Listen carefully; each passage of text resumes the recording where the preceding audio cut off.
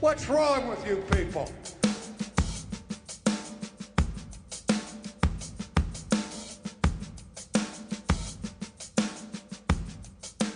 Welcome to Not Another Baptist podcast, and it is a new day at Southwestern Baptist Theological Seminary, and we are grateful for their support of our podcast. If you want to prepare for the broadest range of Christian ministry, we encourage you to visit swibits.edu/MDiv to find out more about a program tailored to equip students for their particular calling in ministry, even if that is being an epic Astros fan. Kyle, how are you doing? You enjoying the championship series yet?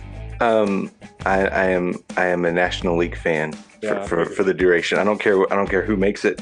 I'm all in for the National League. If we could just have like a National League World Series, that would be my preference at this point. I understand. Well, I am glad we are on Zoom, and we'll introduce our guest in just a moment. And y'all would be glad we are on Zoom as well, because the shirt that I'm wearing has been worn for every game since the Astros' last loss. And so it can probably stand right now on its own. It hasn't been washed, because I'm a little superstitious, a little bit. Kyle, are you superstitious at all? I'm not superstitious, but I'm a little stitious. A little stitious, okay. Michael Scott. That's yeah. Well, Kyle, we are thrilled to welcome back to the show Art Rainer. Art, how are you doing, man? I am doing incredibly well. Thank you for having me. This is my favorite podcast today. So I'm incredibly grateful to be here. It's always an honor.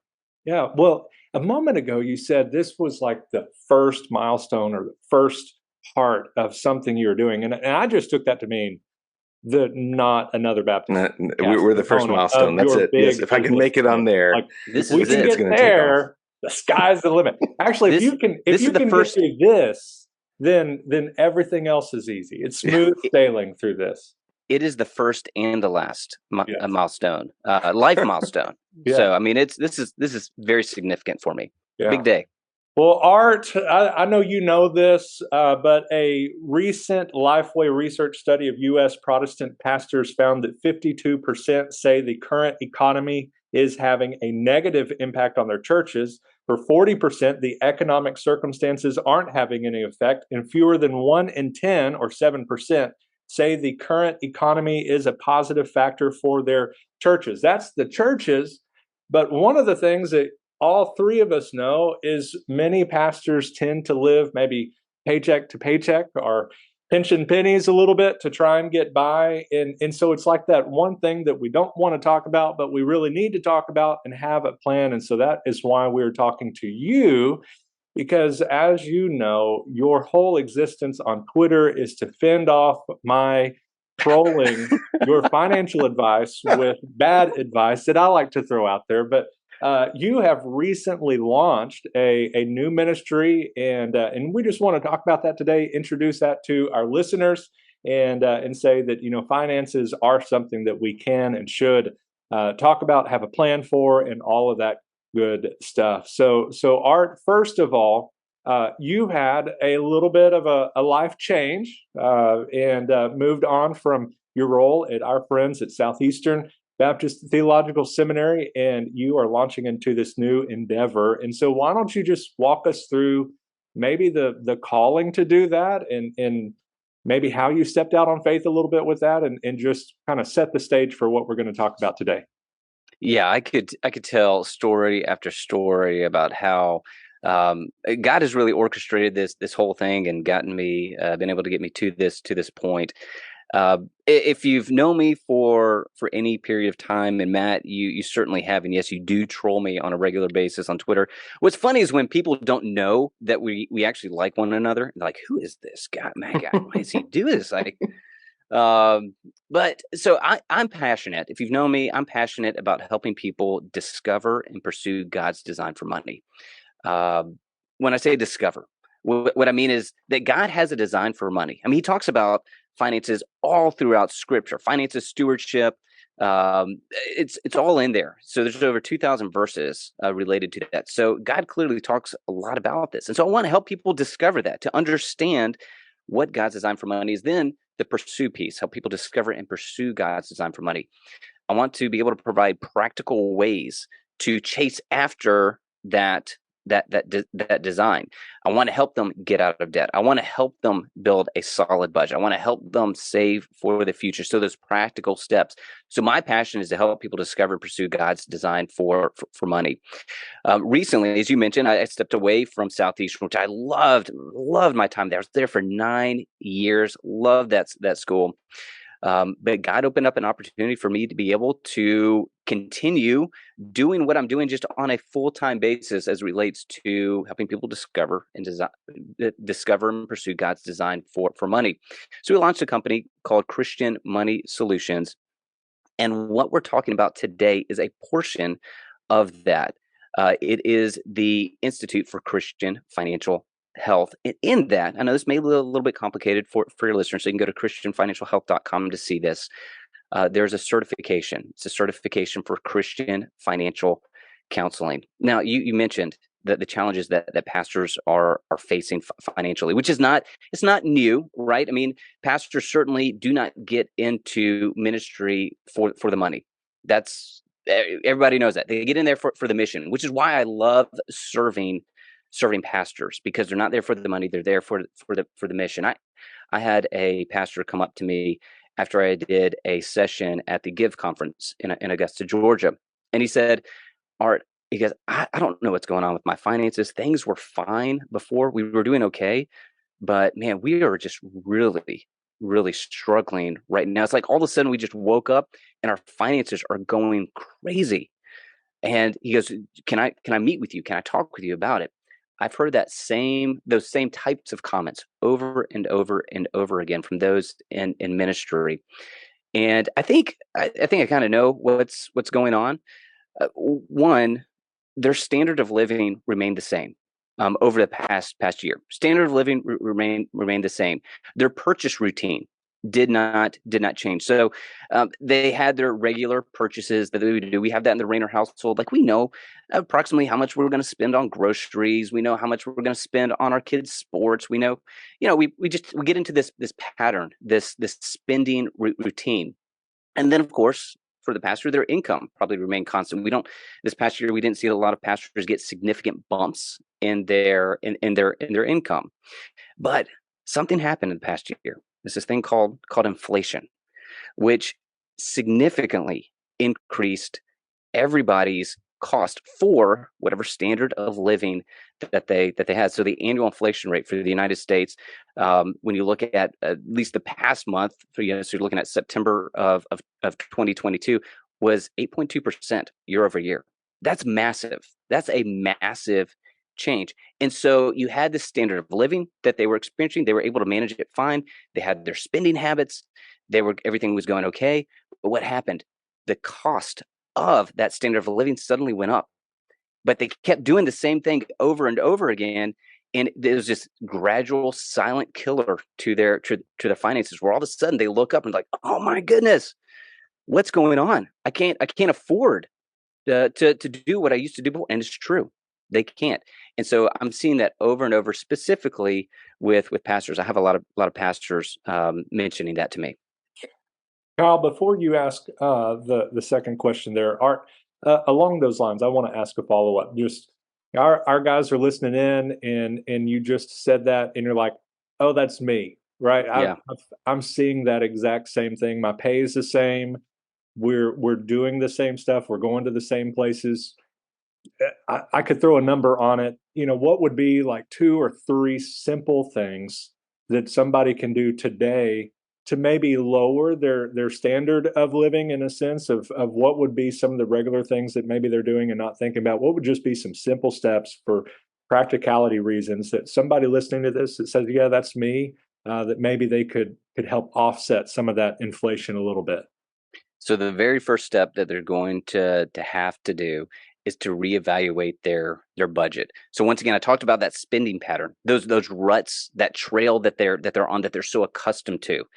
You have to create a new trail. You have to create a new life pattern with your spending, which is really difficult to do. That's not an easy thing to do, but you're gonna have to look at your expenses over the past 3 months, and then look at your income and try to figure out, okay, how do we actually even make this work? Now, what can you more than likely you're gonna have to reduce some of your expenses. What are some of those expenses? I look at subscriptions services.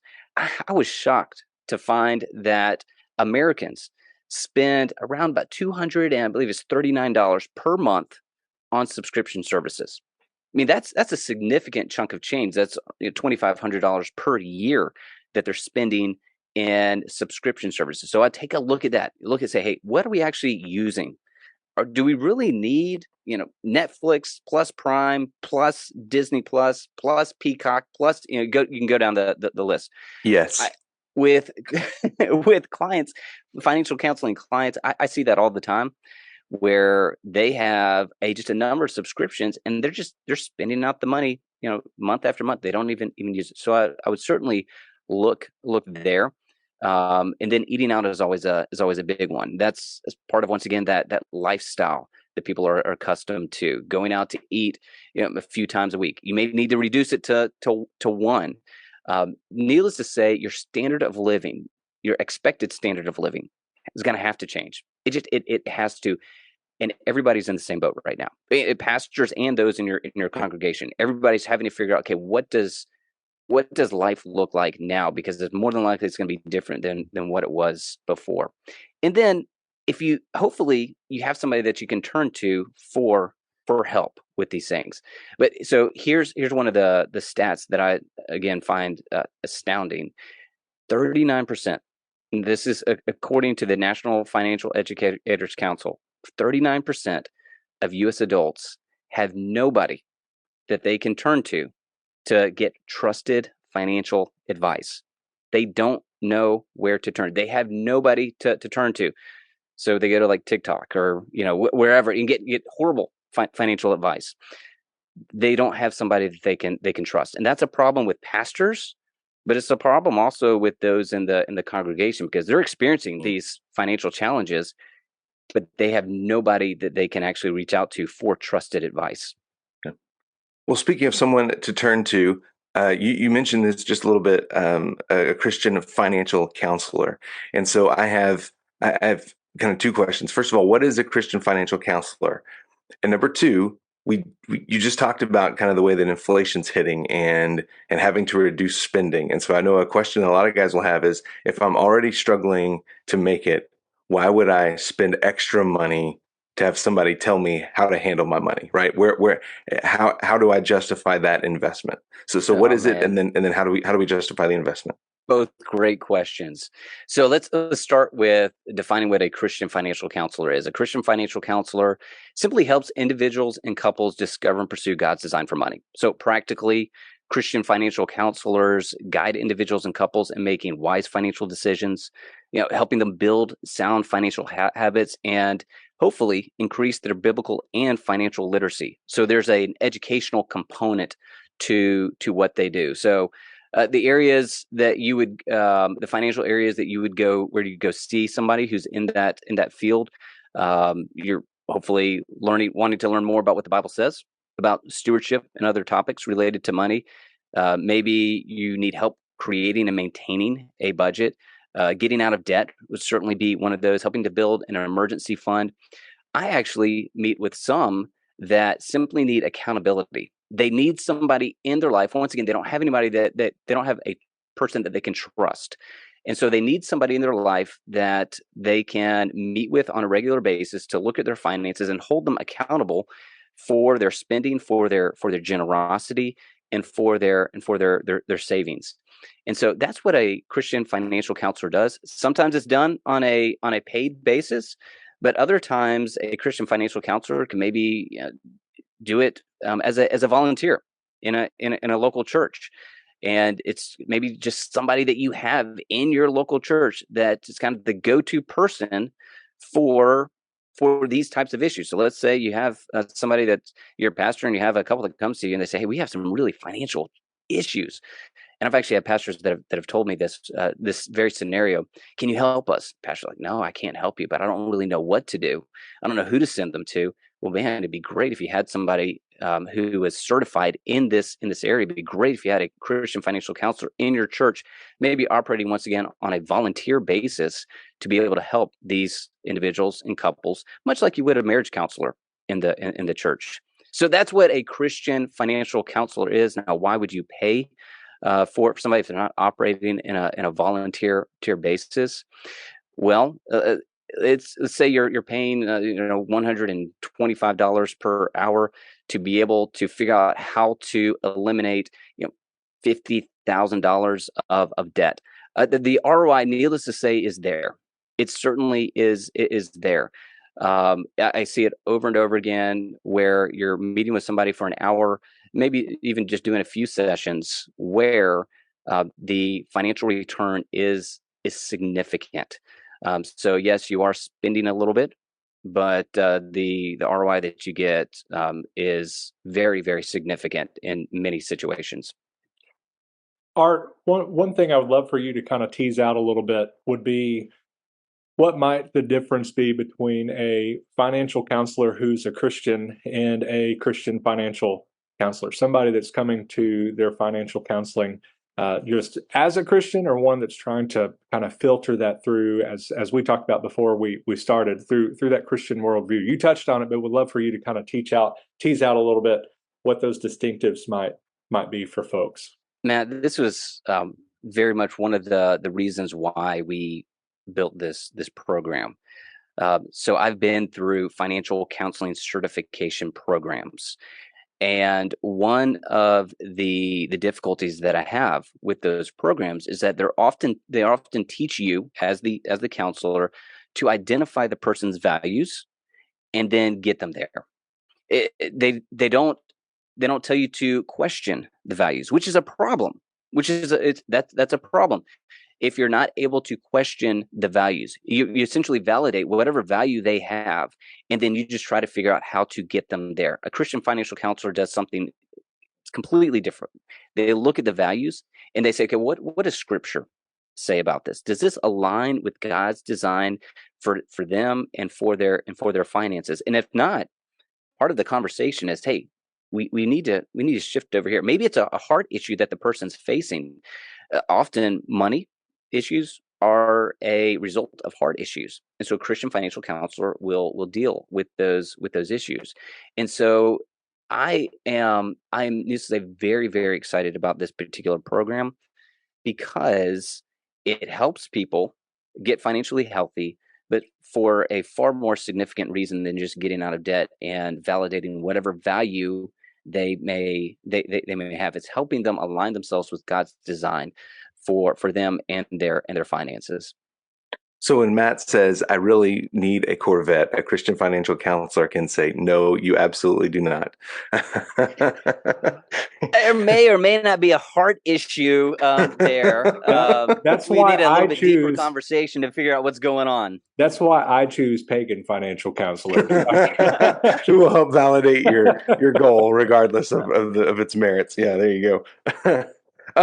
So Art, for the listener who needs this, who's listening and says, yes, this is absolutely, I need help, whether it's, as you mentioned earlier, just managing the inflation and the hit that's taken to folks' wallets, or, they really need serious help getting out of debt and managing their finances in a way that glorifies God. Where do they turn to find a Christian financial counselor? Twitter.com/M Hensley. That is nope. So this is one of the challenges, Kyle. We need more Christian financial counselors out there. We need an abundance of them. This is why the certification program was built, because it certainly educates, but it also validates a person's financial knowledge. We don't need people that have just listened to several podcasts and say, well, now, and they're passionate about finances, and so therefore I can go and counsel somebody on their financial problems. We need a system. We need something that says, hey, they know what they're talking about because they've been through this program.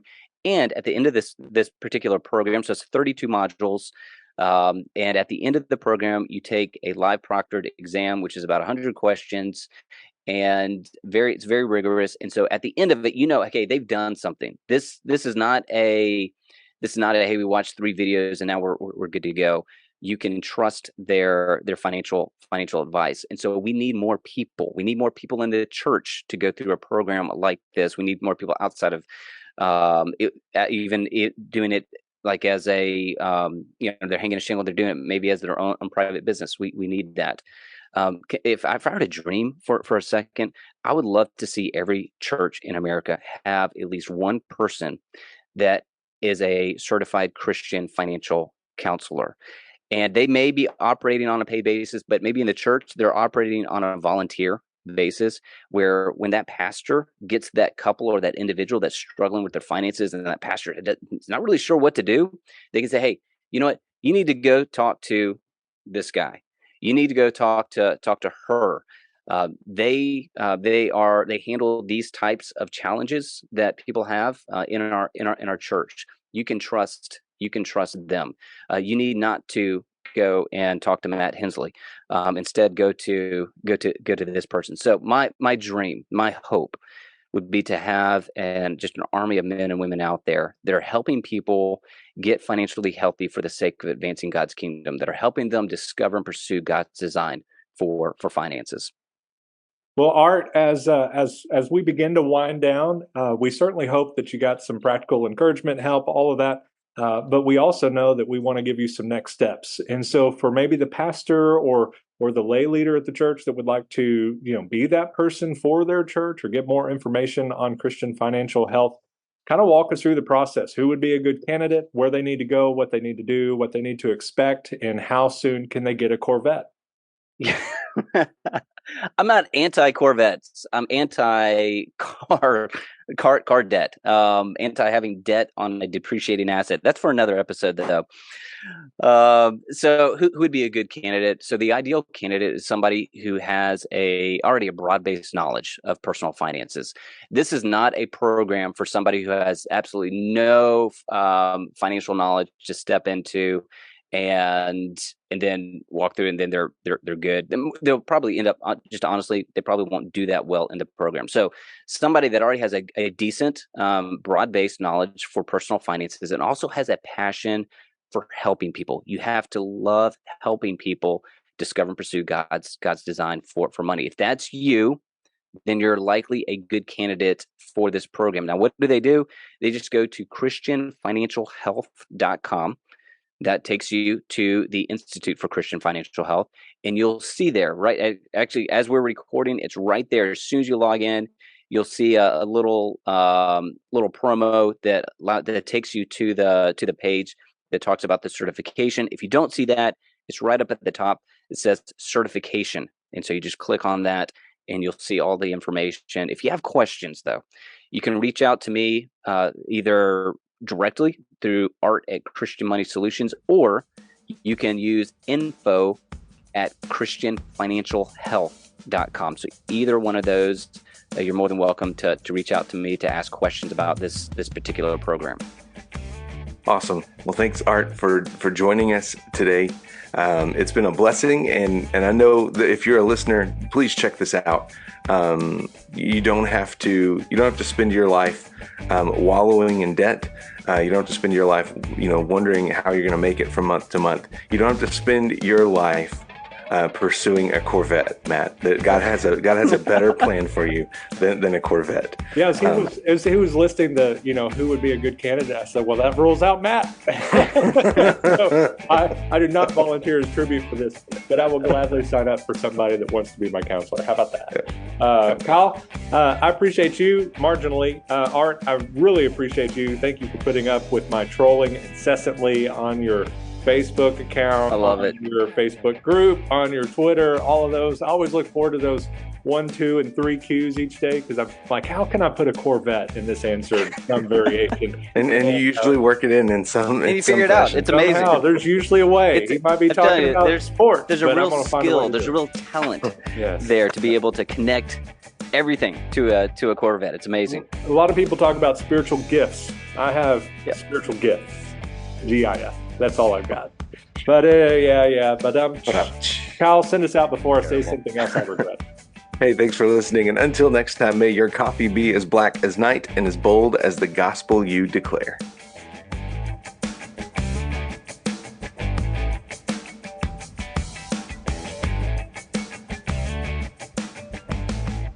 What's wrong with you people?